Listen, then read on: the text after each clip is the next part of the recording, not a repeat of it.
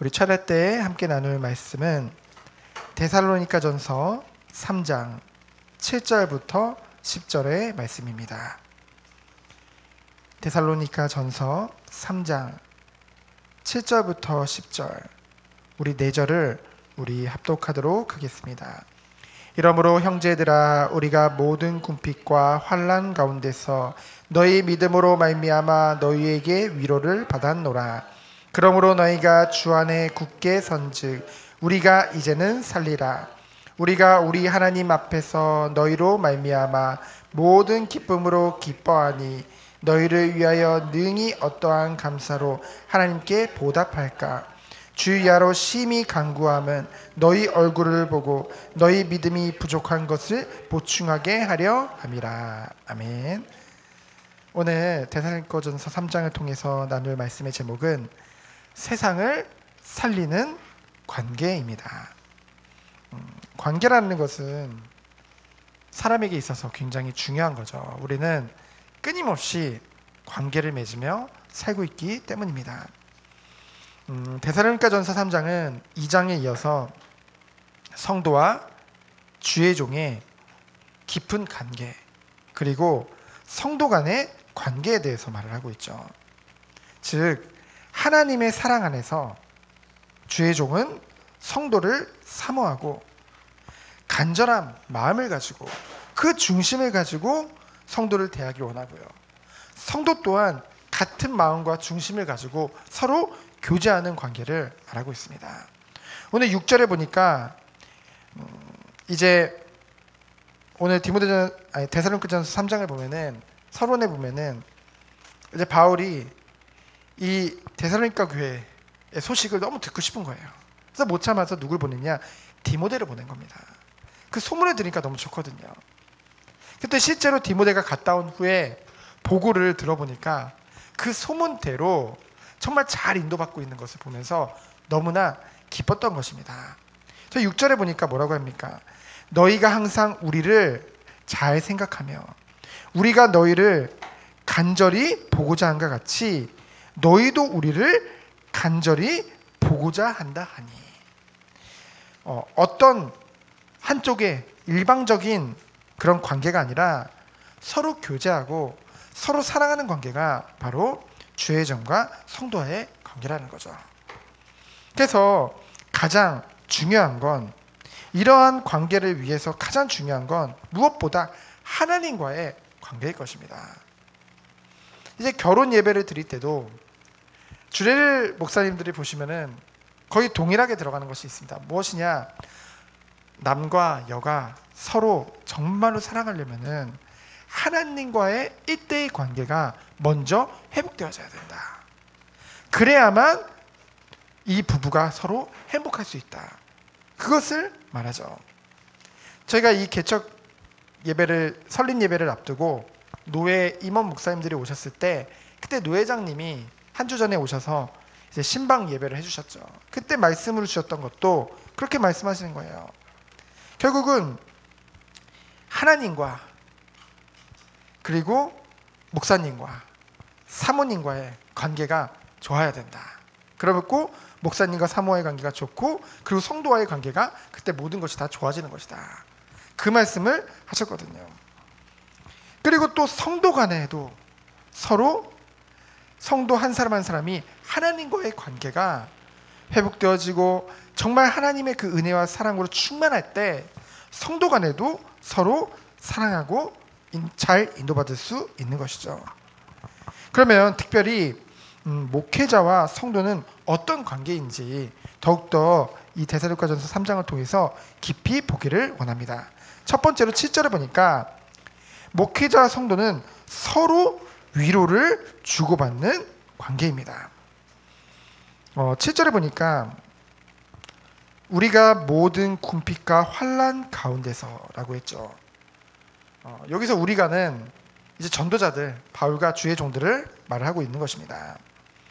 궁핍과 환난 가운데 있다고 했는데요.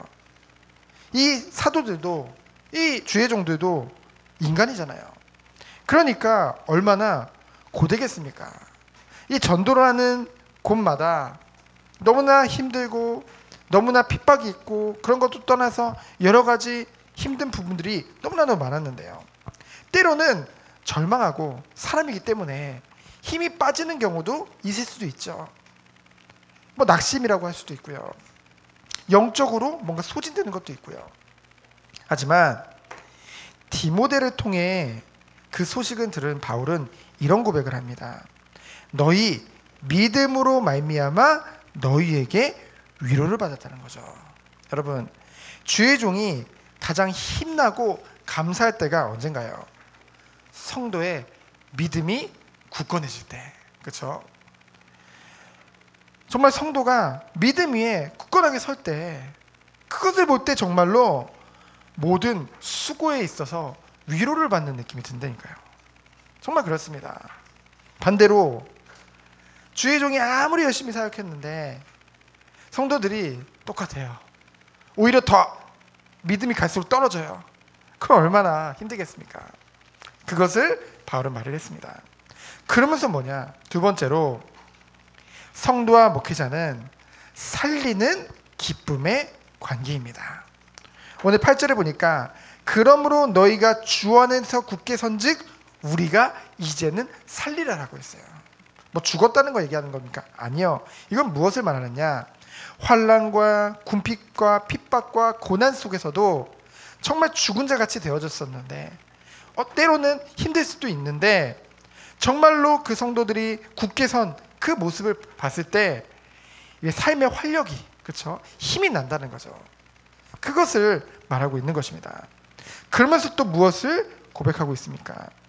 하나님 앞에서 9절에 보니까 너희로 말미암아 모든 기쁨으로 기뻐한다고 했죠. 그러면서 뭐였어요? 하나님께 감사로 보답할까?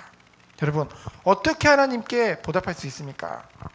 하나님이 맡기신 소명, 감사와 영광으로 그것에 나를 드리는 것, 하나님이 맡기신 이 사역을 잘 감당하는 것, 그것이 하나님께 감사로 보답하는 거겠죠. 그래서 주의 종은 오직 하나님을 바라보며, 그리고 내 것이라는 생각을 하지 말고 오직 하나님이 내게 맡기신 것이라는 것을 알고 청지기로서 잘 감당하는 것, 그것이 참된 주의 종의 자세겠죠. 그러면서 세 번째로 무엇입니까? 가장 중요한 관계는 누구와의 관계겠습니까? 바로 하나님과의 관계겠죠. 오늘 10절에 보니까 이 바울이 주야로 심히 간구함은 너희 얼굴을 보고 너희 믿음이 부족한 것을 보충하게 하려 함이라. 너희 얼굴을 보고, 그렇죠? 주의 종이 이제 늘 기도하면서 기도로서도 섬기지만은 이렇게 대면해서 함께 예배드리고 함께 영광 돌리는 거, 그 바울은 그 사모함이 있었던 거예요. 이 데살로니가 전서에 갈 때마다 사단이 방해를 하고 만날 수 없었는데 그 소식으로만 그 교회에 대해서 들었거든요. 근데 얼마나 그 사모하는 마음이 생기는지, 같이 얼굴을 맞대고 같이 예배드리고 함께 영광 돌리고 함께 교제하면서 무엇입니까? 결국은 너의 믿음이 부족하다는 건 무엇입니까? 그 하나님과의 관계, 그 믿음은 하나님을 향한 그 믿음을 얘기하고 있는 거거든요. 그래서 예배의 축복 속에서 하나님과의 깊은 교제 속으로 들어가는 것이 그 최고의 시간이 예배잖아요.